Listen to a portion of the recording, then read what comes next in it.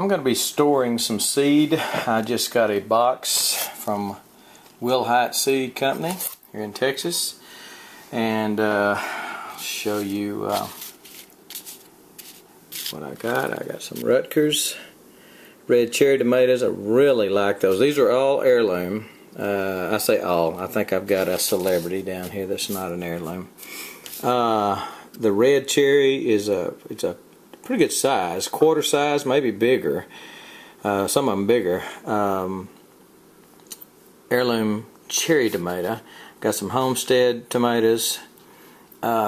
Just got a lot of different stuff. All this again, except for I think celebrity, maybe one other thing. I'm not sure. I think everything else is open pollinated. Again, full box of seeds. That's and all of them I like the way they come. They're all stapled. Zucchini. They're all stapled nicely with a label on them. Packaged nicely, packaged the same each and every one. I've ordered from Willhite many times in the past, or three or four times in the past, and never been disappointed. Always got a good germination, and they say on here what the germination rate is. It's 99. It's 85% on this one, 85 on that. Pure seed is 99%. I don't know what that means, but I've always had a good luck with Willhite. So what I'm going to do, I'm going to plant very few of these this year. I may plant some of the zucchini, some of the squash. I'll plant maybe one thing of each variety, because I'm probably going to save some seed. So if I plant zucchini, I won't plant squash, or I'll plant them quite a ways apart so they don't cross-pollinate. And what else have I got? Cantaloupe. That's I think that is an open pollinated cantaloupe. Rutgers tomato is open pollinated. I've had good success. In fact, people that buy plants from me wanted to every year. I grew Rutgers one year, and they wanted to know why I'm not growing any more Rutgers. This year I'm going to have a small garden. I'm going to do it differently. I'll tell you about that in another video, what I'm doing and why I'm doing it.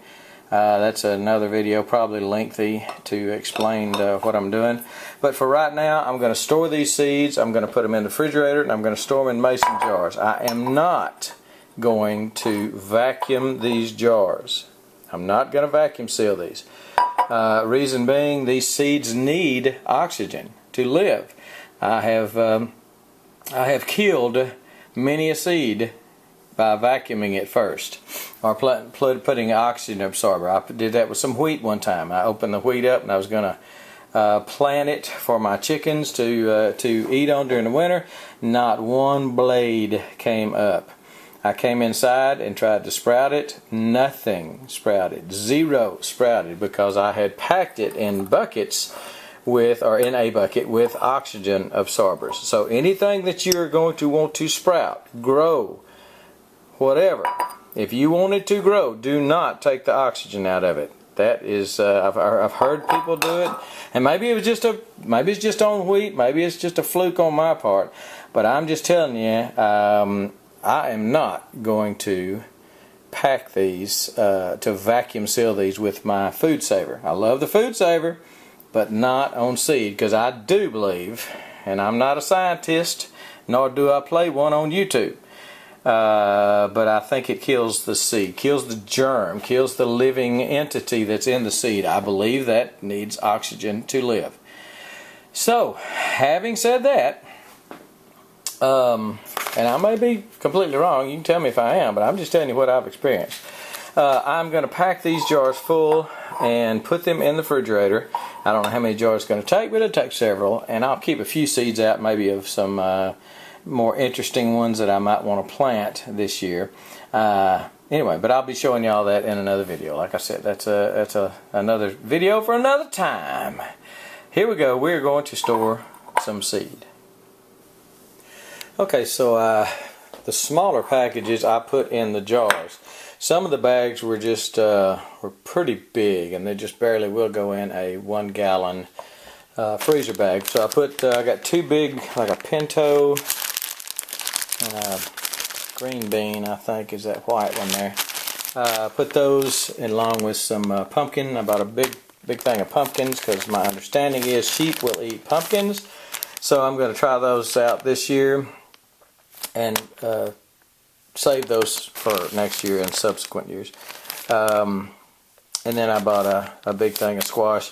I've repackaged some of these. I bought several packages of the watermelons. That's a Jubilee, but it's a smaller Jubilee. It's still an open pollinated, but it's a smaller, like a 30-pound melon instead of a 40 or 50-pound. Jubilee is real good too, by the way. Jubilee watermelon, real sweet for an open pollinated. Very nice heirloom. Got some squash, straight neck squash. I just put in baggies, marked them. I'll be planting those and then saving the rest. But that's what I've done. And the packages that I opened, let me show you. These packages are sealed, so I just broke open the staple, cut the package open, bent it over, and not on this one, that's factory seal, but on the other ones that I opened, and stapled it back together. So why am I storing? I like jars. Why am I storing in jars? If you were to store inside or even outside somewhere, you're not going to have an issue with mice. And I have in the past out in my barn stored some seed and the mice got in them and just really wreaked havoc. I don't want a cat, so don't even suggest it. I don't like cats. Ooh, I just made some enemies. Anyway. If a cat wouldn't rub up against me, if it wouldn't climb on my car, if it wouldn't just do that little prrr thing all the time, you know, I might keep a cat. If it just stayed in the barn, ate mice, I'd have a cat. Anyway, I didn't find a cat that'll do that yet. Oh, and if it would kill gophers and moles, that's a $100 cat there. So what I'm saying, I got way off track here, but I'm going to store these in the refrigerator. Some people put them in the freezer. I don't know if that's necessary. I'm not sure a refrigerator is necessary, but a cool, dark place. And we don't keep our house that cool in the summertime. We usually keep the air on about 80.